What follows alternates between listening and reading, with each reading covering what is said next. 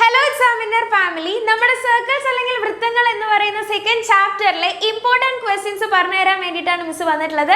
So നിങ്ങൾ എന്ത് ചെയ്യുക, ഈ വീഡിയോ സ്റ്റാർട്ടിംഗ് തൊട്ട് എൻഡ് വരെ കാണാൻ. ഈ വീഡിയോ കംപ്ലീറ്റ് കണ്ടു കഴിഞ്ഞാൽ നിങ്ങൾക്ക് മിനിമം 5 മാർക്ക് എന്തായാലും ഉറപ്പാണ്. സോ നമ്മുടെ ഫസ്റ്റ് ക്വസ്റ്റ്യൻ നോക്കാം. ഫസ്റ്റ് ക്വസ്റ്റ്യൻ ഇതാണ്. In the figure AB is the diameter of the circle. C is a point on the circle. One of the angles, angle ACB and angle ADB is twice the other. Write the measures of the angles, angle ACB and angle ADB. എന്താണ് പറയുന്നത്? ചിത്രത്തിൽ AB വൃത്തത്തിന്റെ വ്യാസമാണ്. Okay, AB എന്ന് പറയുന്നത് വൃത്തത്തിന്റെ diameter ആണ്. C വൃത്തത്തിലെ ഒരു ബിന്ദുവാണ്. C എവിടെയാണ്? വൃത്തത്തിലെ ഒരു ബിന്ദുവാണ്. ആംഗിൾ ACB, ആംഗിൾ ADB ഇവയിൽ ഒരു കോണിന്റെ അളവ് മറ്റേതിന്റെ ഇരട്ടിയാണ്. അപ്പോൾ ഒരു ആംഗിൾ എന്ന് പറയുന്നത് ആംഗിൾ ACB, അത് ഏതാണ് ആംഗിൾ? ഈ ഒരു ആംഗിളും ഈ ഒരു ആംഗിളും ഇതിലൊന്ന് മറ്റതിന്റെ ഇരട്ടിയാണ് എന്ന് പറഞ്ഞിട്ടുണ്ട്. അങ്ങനെയാണെങ്കിൽ ആംഗിൾ ACB, ആംഗിൾ ADBയുടെ അളവ് കണ്ടെത്താനാണ് പറഞ്ഞിട്ടുള്ളത്. അപ്പൊ നോക്കൂ, ചിത്രത്തിൽ നമുക്ക് എന്ത് മനസ്സിലായി? AB എന്ന് പറയുന്നത് ഡയമീറ്റർ ആണ്, വ്യാസമാണ് എന്ന് പറഞ്ഞിട്ടുണ്ട്. അതേപോലെ തന്നെ C എന്ന് പറയുന്നത് വൃത്തത്തിലെ ഒരു പോയിന്റ് ആണ്. അപ്പൊ നമുക്കറിയാം, വ്യാസം കൊണ്ട് അല്ലെങ്കിൽ ഒരു സർക്കിളിന്റെ ഡയമീറ്റർ വൃത്തത്തിലേക്ക് യോജിപ്പിച്ച് നമുക്ക് അവിടെ ഉണ്ടാവുന്ന ആംഗിൾ എല്ലായ്പ്പോഴും എന്തായിരിക്കും? 90 ഡിഗ്രി ആയിരിക്കും, റൈറ്റ് ആംഗിൾ ആയിരിക്കും, ആണല്ലോ. സോ നമുക്ക് എന്ത് പറയാൻ പറ്റും? ആംഗിൾ ACB എന്ന് പറയുന്നത്, ആംഗിൾ ACB എന്ന് പറയുന്നത് 90 ഡിഗ്രി ആണ് എന്ന് നമുക്ക് പറയാം. ഇനി നമ്മളോട് ഒരു കാര്യം കൂടെ പറഞ്ഞിട്ടുണ്ട്. ആംഗിൾ ACB, ആംഗിൾ ADB എന്താണ്? ഒന്ന് മറ്റൊന്നിന്റെ ഇരട്ടിയാണ് എന്ന് പറഞ്ഞിട്ടുണ്ട്. ഓക്കെ, അപ്പൊ രണ്ട് ആംഗിൾസ് ആണുള്ളത്. അതിലൊരു ആംഗിൾ എവിടെയാണ്? സർക്കിളിന് പുറത്താണ്. നമ്മൾ പഠിച്ചിട്ടുണ്ട്, നമ്മുടെ സർക്കിളിന്റെ ഡയമീറ്റർ അല്ലെങ്കിൽ വ്യാസം വൃത്തത്തിന് പുറത്തുണ്ടാക്കുന്ന ആംഗിൾ എല്ലായ്പ്പോഴും 90 ഡിഗ്രിയേക്കാൾ കുറവായിരിക്കുമെന്ന്. അങ്ങനെയാണെങ്കിൽ നമുക്ക് പറയാം ആംഗിൾ ACB എന്ന് പറയുന്നത് ആംഗിൾ ADBനേക്കാൾ വലുതാണ്, അല്ലേ? കാരണം ആംഗിൾ ADB എന്തായിരിക്കും? ലെസ് ദാൻ 90 ഡിഗ്രി ആയിരിക്കും. കാരണം എന്താണ്? പുറത്താണ് ആ പോയിന്റ് ഉള്ളത്, അല്ലെ? ആംഗിൾ ADB എന്ന് പറയുന്നത് വൃത്തത്തിന് പുറത്തായതുകൊണ്ട് തന്നെ നമുക്ക് എന്ത് പറയാൻ സാധിക്കും? ആംഗിൾ ADB 90 ഡിഗ്രിയേക്കാൾ കുറവാണ് എന്ന് നമുക്ക് പറയാം, ആണല്ലോ.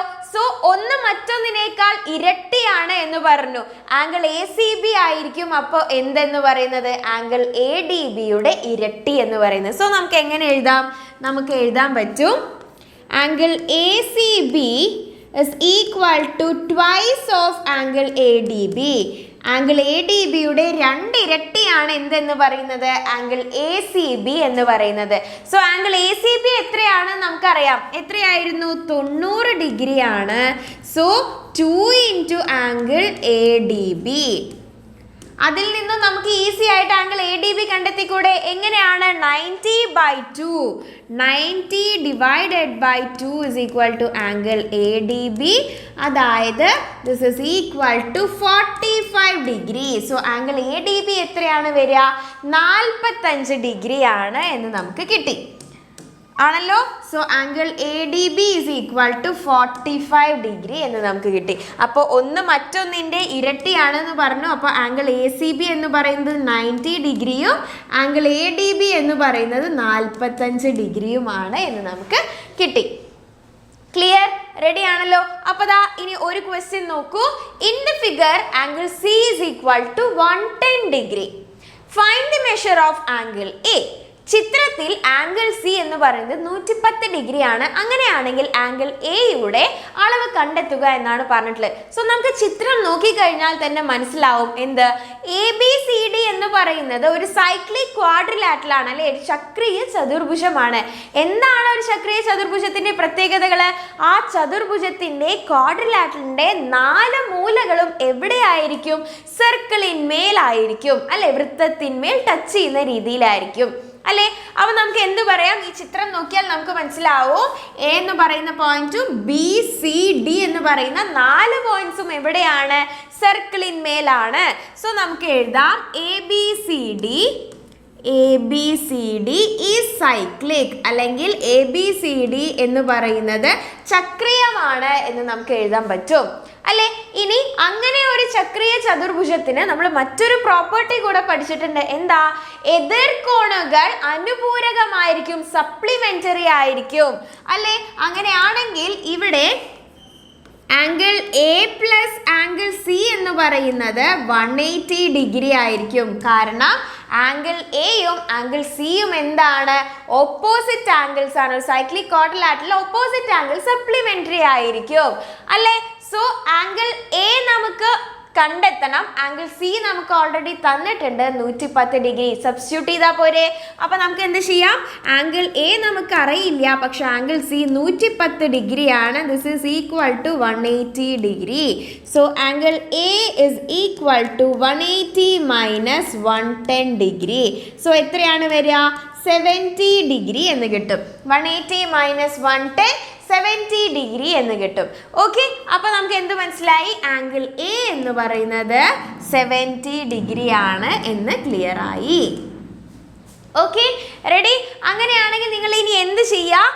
ദാ ഈ ഒരു ക്വസ്റ്റ്യന്റെ ആൻസർ നിങ്ങൾ സ്വന്തമായി കണ്ടെത്തിയിട്ട് ഈ വീഡിയോ കണ്ടതിന് ശേഷം നമ്മുടെ കമന്റ് ബോക്സിൽ കമന്റ് ചെയ്യുക. സോ ക്വസ്റ്റ്യൻ ഇതാണ്: which is always A cyclic quadrilateral? എല്ലായ്പ്പോഴും ചക്രീയമാകുന്ന ചതുർഭുജം ഏതാണ്? 4 ഓപ്ഷൻസ് നമുക്ക് തന്നിട്ടുണ്ട്. പാരലലോഗ്രാം, സ്ക്വയർ, ട്രപ്പീസിയം, റോംബസ് അല്ലേ? സോ നമുക്ക് അറിയാം മൂന്നെണ്ണമാണ് എല്ലായ്പ്പോഴും. 3 ചതുർഭുജങ്ങളാണ്, 3 ക്വാഡ്രിലാറ്ററൽസ് ആണ് എല്ലായ്പ്പോഴും ചക്രീയമായി വരുന്നത്. അതിലൊരെണ്ണം ഈ ഓപ്ഷൻസിൽ കൊടുത്തിട്ടുണ്ട്. അതിലേതാണ് കറക്റ്റ് ആൻസർ എന്നുള്ളത് നിങ്ങൾ എന്ത് ചെയ്യുക? ഈ വീഡിയോ കണ്ടതിന് ശേഷം നമ്മുടെ കമന്റ് ബോക്സിൽ കമന്റ് ചെയ്യണം.